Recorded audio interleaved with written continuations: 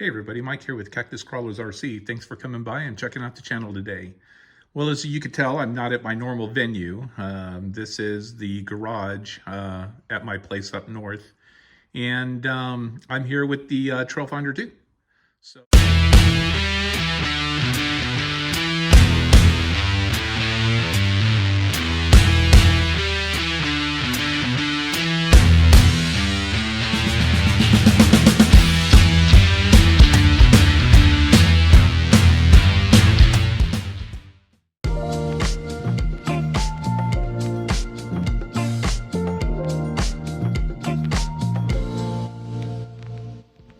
So if you didn't catch my last video, I ended up doing some damage to the front axle of this vehicle. So I brought it up here to do some work on it, and I'm hoping that when it's all fixed up, I could get it out and maybe do a little bit of crawling with it up here at the cabin, either later on this afternoon or tomorrow morning. But we are in my garage, and here's where I do a whole lot of my full-size automotive stuff. Over here, this is the engine components for my Baja Bug, which I took apart last summer, and I'm gonna have to get some parts and everything to get this one back together. But yeah, that's the Baja Bug's engine all taken apart. Over here, there's my 65 Chevy truck that I call the Maynard, and this was the inspiration for my little 124 scale mini Maynard with all the patina, and also my 1/10 scale element truck that I call the Maynard. And all the way back there, kind of hard to see, but that is my 68 bus. That is going to be a long-term project. So yeah, here at this location, I do a whole lot of stuff on the large scale vehicles. Really don't do a whole lot on the RC rock crawler side up here, but today I did bring some tools and stuff and parts, and I am gonna do some work on this TF2. So let me go ahead, I'm gonna set this phone down and I'll restart the camera and I'll explain what's going on. So as you can see here, like I said, I did end up doing some damage to the front axle, and I caught it on video where you can see all the other wheels are spinning except for this tire on this side was just standing still. And so I knew that, yeah, I had broke the axle. So I have been told by other people that the weak link of the RC four-wheel drive Yota 2 axle is the front axle. And in particular, it's these dog bones that they use in the front. And let me dig out this old axle and I'll show it to you. You really can't see much left of it, but this is what's left of that front axle. Let me get this side apart that still has that cup, and I think it'll give you a better idea what we're looking at here. Okay, so I've taken the screws out of the knuckle so we could pull it apart. And when I pull it apart, I'll try to keep the stub axle in there. And there goes that hub. And as you can see, the stub axle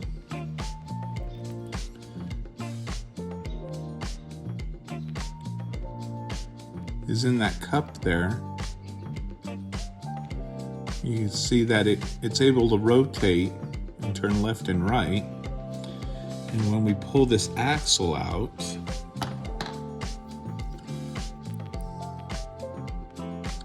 there you go, there's that cup right there. And you can see the stub axle fits with those prongs right into those slots. That slot there. Like that. And then it's able to rotate while this turns. And that is the weak point right there, because this cup is prone to breakage. And that's what happened on the other side. These pieces just snapped right off, and that was it. It was over. So that's what happened. Well, to fix this problem, I did see about pricing out some axles and everything to replace it, but there was more that happened to this front axle than just breaking the little stub axle or the axle itself. So it blew out the little bearing. This side still has a little bearing there, but on this one it blew out that little bearing that you can see here, and there's just nothing left of it. So it was going to need a little bearing, and on top of that, one of these holes had stripped out, and it's this one actually.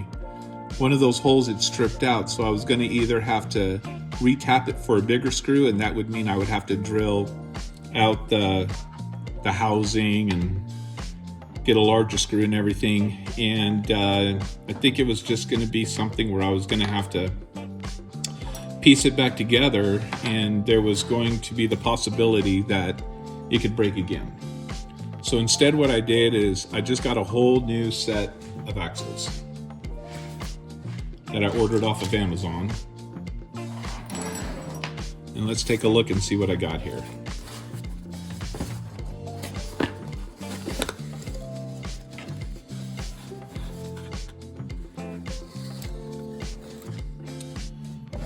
So these came as a pair, both front and rear, for the same price I would cost to replace the stock unit from RC4WD Drive. So to me that was just like, hey, it's a no-brainer, you know. We have a loose screw in here.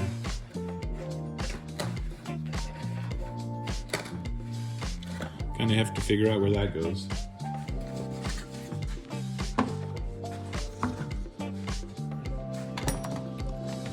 But what I liked about these replacement axles is it's no longer using the cup and dog bone, but universal joints. As you can see, the universal joint in there. And that's going to be a whole lot stronger than the way that it was. It does have this trestle style unit on the top, so that you can convert it to be a 4-link, but I'm not going to be using a 4-link. I'm going to go back to the regular leaf spring, and so I'll just need to remove screws there and take that whole unit off, and then I could just use the perches on the axle for the leaf spring, and everything should be good to go. Just transfer right over. So since it did come as a pair of front and rear, I'm going to go ahead and keep them matched. And I took the rear axle off from the TF2, even though there's really nothing wrong with it. But, you know, we'll put this aside for later use. Maybe we'll need it. All right, so what I'm going to do next is I'm going to go ahead and open up this diff housing, and I want to make sure that it is greased up. Add grease if it's not. Go ahead and check all the screws and the bolts and everything to make sure they're tightened. I'm probably going to change out this steering link for the RC4WD Drive setup because I think it's just cleaner, smaller, probably looks better in my opinion. And then we'll go ahead and take this whole trestle unit off of both axles. But we'll get everything ready, and we'll go ahead and install these on the TF2, and we'll see how it goes. All right, I did get the third member off, and luckily, yes, there is a little bit of grease in there. Probably hard to see. I'll go ahead and make sure that it's coating that diff gear completely, but luckily, yes, there is some grease. I did find a lot of loose bolts on here. There's one side of the knuckle where one of the bolts was really loose, and on this third member cover, a bunch of these little screws were loose too, and that would have been really bad to lose on the trail. So, you know, getting a new pair of axles, it's always a good idea just to double check all the bolts, make sure that they are tight in there, because you don't want these things coming apart while you're on the trail. And definitely check to make sure that there is grease in there. So, all right, I'll go ahead and I'll smear that grease on that gear a little bit better. We'll get that third member back on, we'll tighten all the bolts, we'll be ready to go. All right, so I have the front axle done. It's all put back together. I got the springs on there, and it's gonna work out pretty good. Unfortunately, I'm not gonna be able to use the stock link on there. It's too long. So as you can see by the eyelets there, you can see it's longer and it's not adjustable. So I am gonna use this one that was provided with the axles. That's all right.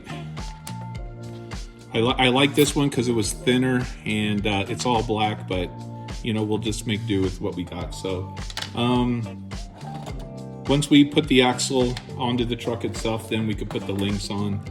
Now it's time to go on to the rear axle and get that one done like we did the front axle. So let's go ahead and take it apart. We'll check for the grease, any loose bolts and everything. And oh hey, there's our screw that we found right there. We'll get that on there, make sure everything's tightened up, and we'll put the springs on.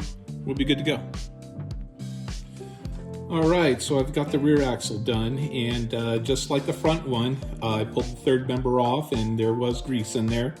It was stuck in a corner, so I did again pick it out and smear it onto the gear so that it could be doing its job.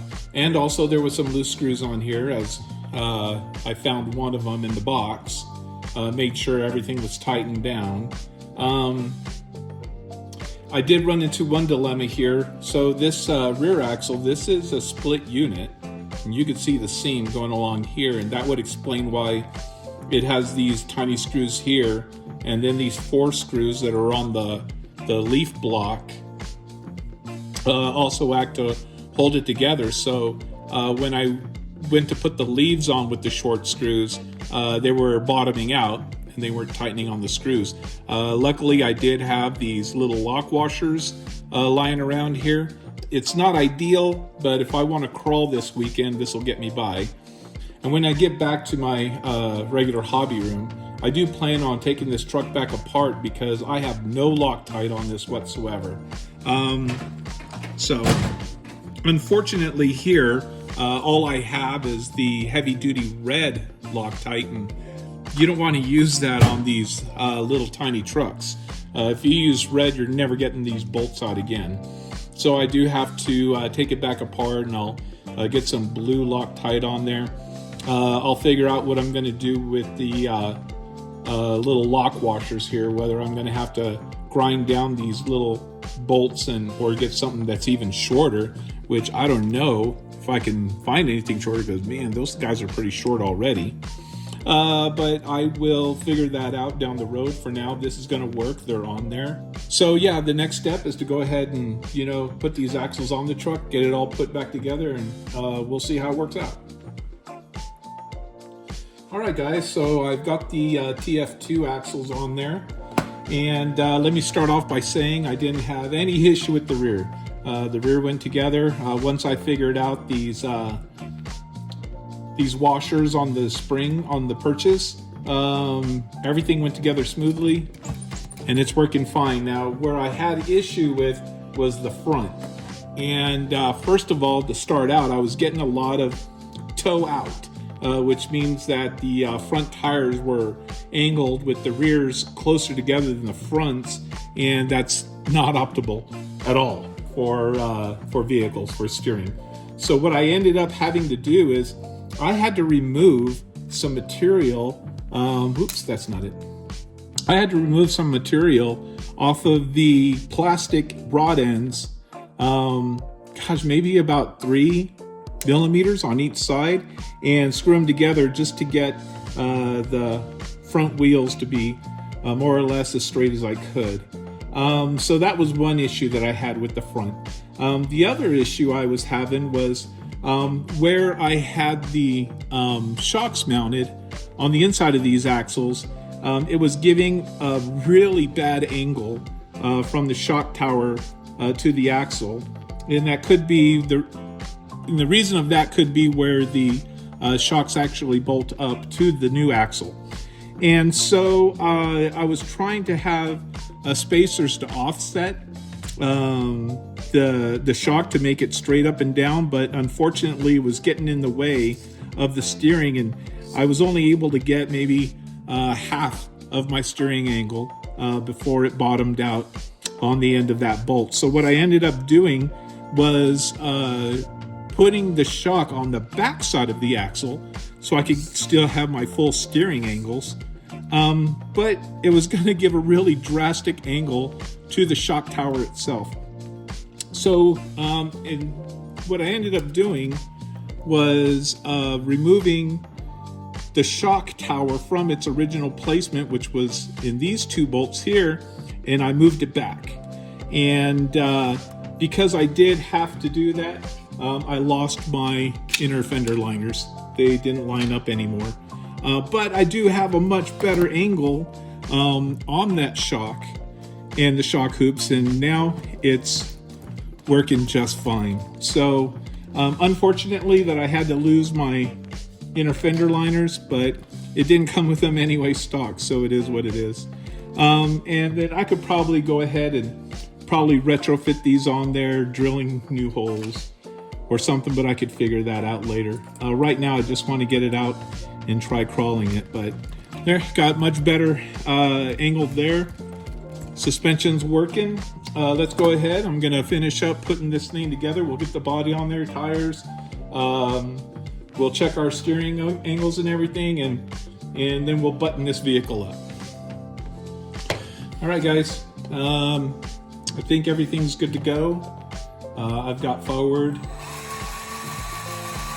and reverse, and it sounds pretty good. I don't hear any weird noises coming out of those axles. Actually pretty nice and smooth and quiet. I've got full right turn, no clicking of those U-joints. That's a good sign. Full left turn, same thing, no clicking. So I think we're looking pretty good.